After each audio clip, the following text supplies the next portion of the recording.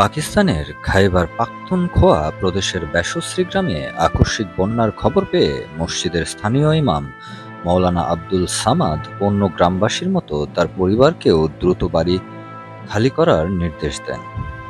তিনি তখন নফল নামাজ পড়ছিলেন। কিছুক্ষণ পর যখন তিনি বাড়ি ফিরে আসেন, তখন তিনি দেখতে পান আকস্মিক এই বন্যার পানির তোড়ে তার বাড়িসহ অনেকের বাড়িঘর সম্পূর্ণ ধ্বংস হয়ে গেছে।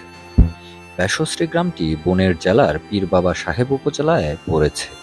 পাকিস্তানের সরকারি হিসাবে খাইবার পাখতুনখোয়া প্রদেশের বিভিন্ন জেলায় বৃষ্টিপাত ও বন্যার কারণে গত ৪৮ ঘণ্টায় বিভিন্ন দুর্ঘটনা ঘটেছে, যাতে মৃতের সংখ্যা ৩৫০ ছাড়িয়েছে।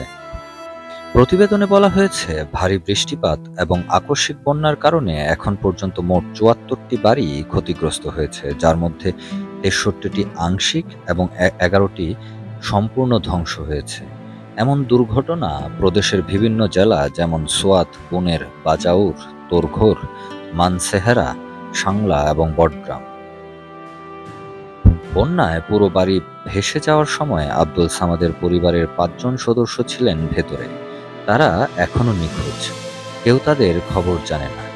সেই সময় পীর বাবা সাহেব উপজেলার প্রাক্তন কর্মকর্তা বা তহসিল নাজিম আশফাক আহমদ ইসলামাবাদে ছিলেন।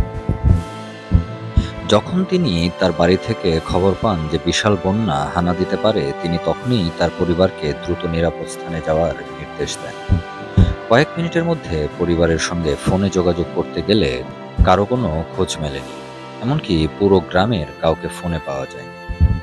এই উদ্বেগজনক অবস্থায় তিনি যখন তার গ্রামে পৌঁছান, তখন সর্বত্র কেয়ামতের দৃশ্য দেখা যায়।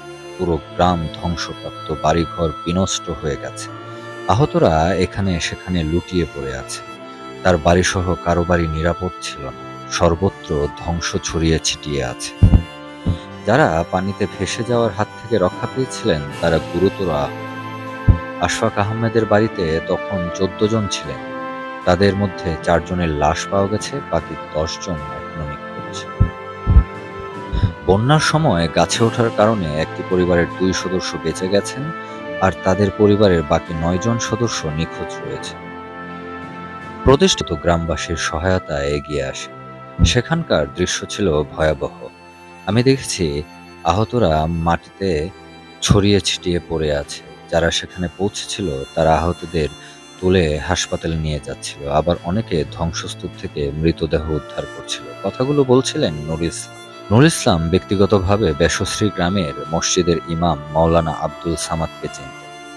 বুনারের জরুরি উদ্ধার বিভাগের তথ্য মতে, অনেক মানুষ তাদের পরিবারের সদস্যদের, যাদের বেশিরভাগই নারী ও শিশু, তাদের নিখোঁজ হওয়ার বিষয়ে অভিযোগ করেছেন। বহু মানুষ এখনো তাদের পরিবারের সদস্যদের খুঁজে পাচ্ছেন। আবহাওয়া বিভাগের সংজ্ঞা অনুসারে, যদি একটি ছোট এলাকায় ১ থেকে ১০ কিলোমিটারের মধ্যে ১ ঘন্টায় ১০ সেন্টিমিটার বা তার বেশি ভারী বৃষ্টিপাত হয়, তাহলে এই ঘটনাকে মেঘের বিস্ফোরণ বা মেঘ ভঙা বৃষ্টি বলা হয়।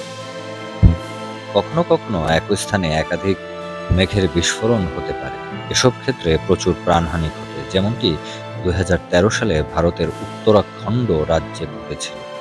তবে ভারী বৃষ্টিপাতের প্রতিটি ঘটনাকে মেঘের বিস্ফোরণ বলা যায় না। এখানে এটা বোঝা গুরুত্বপূর্ণ যে ১ ঘন্টায় মাত্র ১০ সেন্টিমিটার ভারী বৃষ্টিপাত খুব বেশি ক্ষতি করে না। তবে যদি কাছাকাছি কোনো নদী বা হ্রদ থাকে এবং তা হঠাৎ করে প্রচুর পানিতে ভরে যায়, তাহলে আশপাশের আবাসিক এলাকায় অনেক ক্ষতি হতে পারে।